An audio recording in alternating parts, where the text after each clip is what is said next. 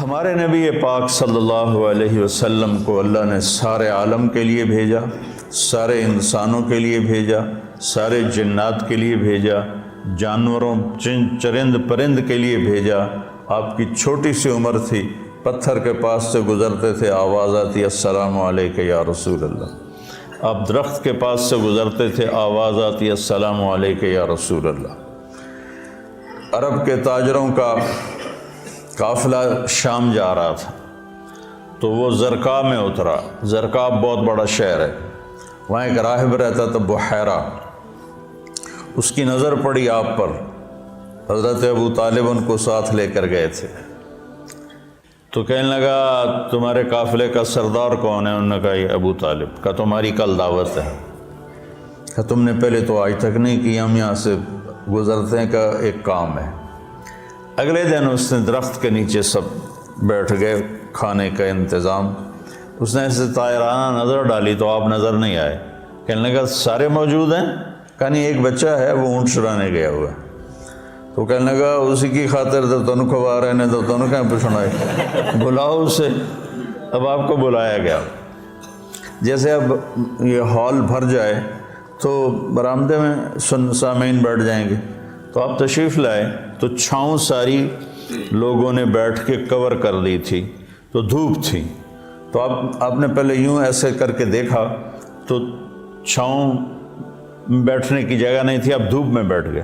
جو ہی آپ دھوپ میں بیٹھے، چند شاخوں نے تیزی سے اوپر آ کر آپ پہ سایہ کر لیا۔ تو بحیرہ یہ دیکھ رہا تھا، تو وہ کہنے لگا اس بچے کا باپ کون ہے؟ ابو طالب فرمانے لگے میں ہوں۔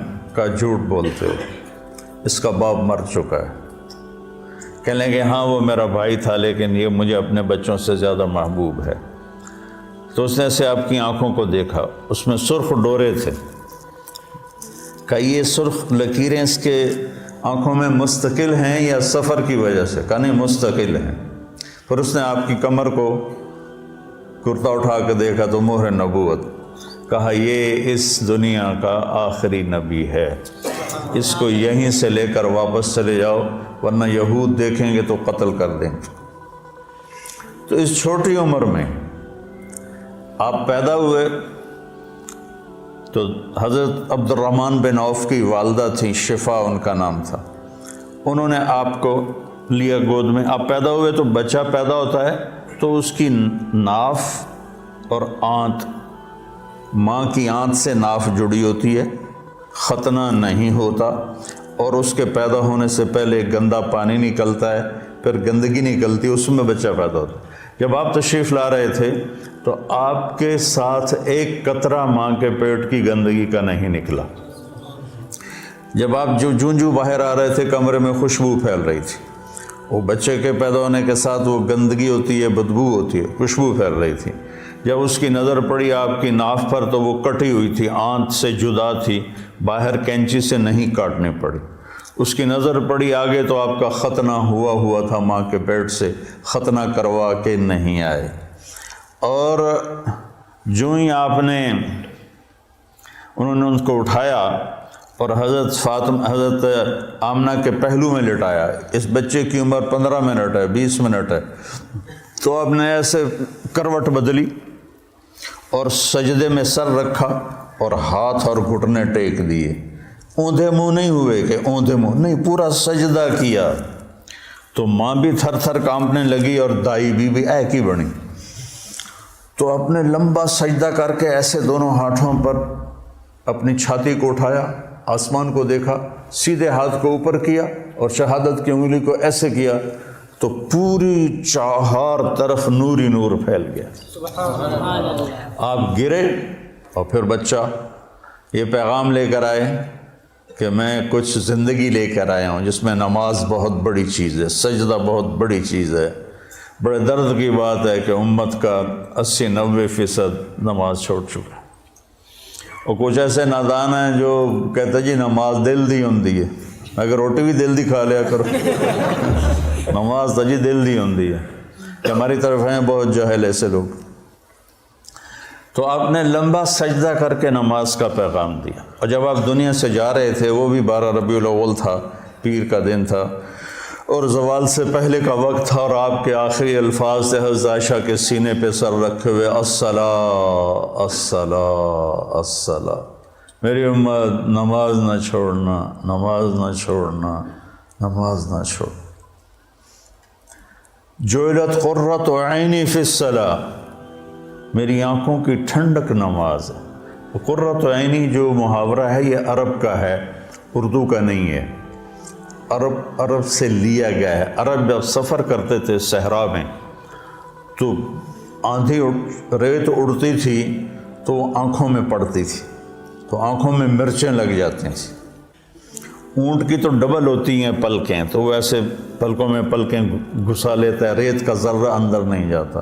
لیکن جس نے اونٹ کو چلانا ہے اس کو تو کچھ نظر آنا چاہیے، تو وہ اوپر کپڑا تو ڈالتا ہے، دیکھتا بھی ہے، آنکھیں میں مرچیں پڑتی ہیں، اسے اچانک ایک درخت نظر آتا ہے، ایک غار نظر آتی ہے، ایک چٹان نظر آتی ہے، وہ اونٹنی کو جلدی سے موڑتا ہے اس درخت کے نیچے یا اس چٹان کے نیچے، جو غار میں بھاگ کے بیٹھتا ہے، سب سے پہلے اپنی وہ مشکیزہ نکالتا ہے، اس سے پانی سے اپنی آنکھوں میں چھینٹے مارتا ہے، جس سے ریت دھل جاتی ہے تو آنکھوں میں ٹھنڈک آتی، کہتا ہے الآن قرۃ عینی، شکر ہے اب میری آنکھیں ٹھنڈی ہیں۔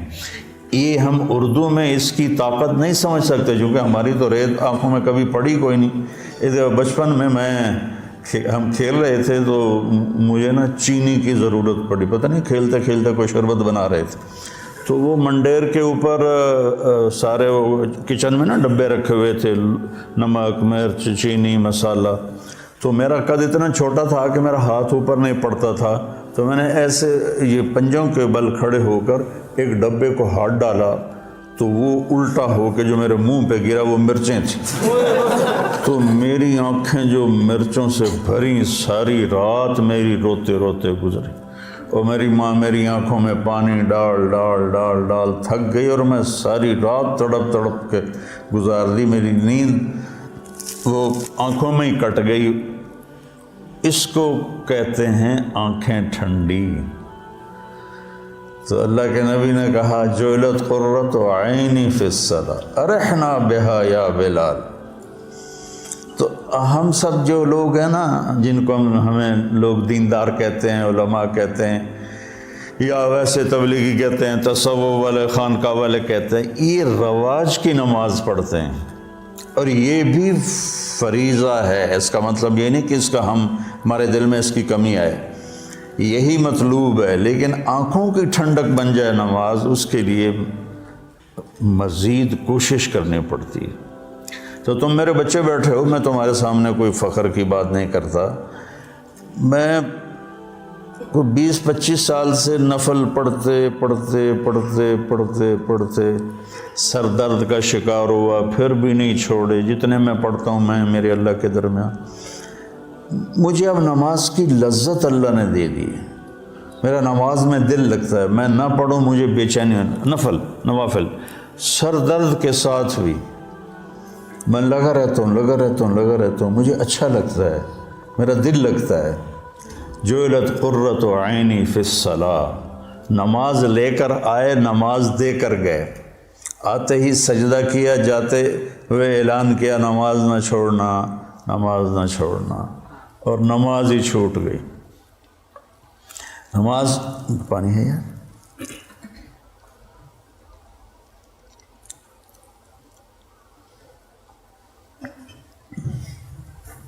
ماں نے اٹھا کے گود میں لیا تو ایک بادل آیا جس نے ڈھانپ لیا، اور بچہ نظر نہیں آ رہا، تو بادل کے اندر سے آواز آ رہی ہے طوفوا بہ مشارق الارض ومغاربہا لیعرفوا باسمہ ونعتہ وصورتہ، اس بچے کو مشرق مغرب پھرا دو تاکہ کل کائنات جان لے کہ یہی ہے اس کائنات کا رہبر، رہنما، ہادی۔ مضت الدہور فما اتینا بمثلہ ولقد اتی فعجز عن نظرائہ، یہ متنبی نے نا سیف الدولہ کو بیوقوف بنایا تھا، اس کی یہ متنبی یا لائم کف الملام عن الذی اضناہ طول سقامہ وسقائہ، عذل العواز لحول قلب الطائه وهوى الأحبة منه في سودائه القلب أعلم يا عذول بدائه وأحق منك بجفنه وبمائه فومن أحب لأعصينك في الهوى قسما به وبحسنه وبهائه مضت الدهور فما أتينا بمثله ولقد أتى فعجزنا عن نظرائه. سبحان اللہ. یہ میں نے متنبی کا پڑھ دی کچھ 40 سال پہلے. یہ اس کا پہلا قصیدہ میں آپ کو سنا رہا ہوں. تو اس میں ایک شعر تھا کہ زمانہ کروٹیں بدلتے بدلتے بدلتے تھک گیا اور سیف الدولہ جیسا کوئی نہ آ سکا. میں یہاں فٹ کروں گا محمد مصطفیٰ جیسا کوئی نہ آ سکا. پھر جب وہ آئے تو زمانہ پھر عاجز آ گیا کہ اس جیسے کو دوبارہ پیدا کر سکے. تو اس نے تو سیف الدولہ سے پیسے لینے تھے. تو یہ شعر کائنات میں صرف میرے نبی پہ فٹ آتا ہے. مضت الدہور فما اتینا بمثلہ ولقد اتی فعجزنا عن نظرائہ. جب وہ آئے تو پھر کائنات عاجز ہو گئی. عجز النساء ان یلدن مثل محمد بن عبد اللہ بن عبد المطلب بن ہاشم بن عبد مناف بن قصی بن کلاب بن مرہ بن کعب بن لبی بن غالب بن فہر بن مالک بن نضر بن کنانہ بن خزیمہ بن مدرکہ بن الیاس بن مدر بن نزار بن معد بن عدنان بن اود بن حمیسہ بن سلامان بن عوس بن بوز بن کموال بن ابی بن عوام بن ناشد بن حذا بن بلداس بن یدلاف بن طابق بن جاہم بن ناحش بن ماخی بن عیفی بن عبقر بن الدعا بن حمدان بن سنبر بن یثربی بن یحزن بن یلحن بن عروہ بن عیدی بن ذیشان بن عیسر بن اقناد بن ایہام بن مقصر بن ناحث بن زارح بن سمی بن مزی بن عوض بن عرام بن کیدار بن اسماعیل بن ابراہیم بن آذر بن ناحور بن سروج بن رعو بن فائج بن عابر بن ارفقشاد بن سام بن نوح بن لامک بن متوشالہ بن ادریس بن یرد بن ملحل ایل بن قینان بن آنوش بن شیس و بن آدم علیہ السلام.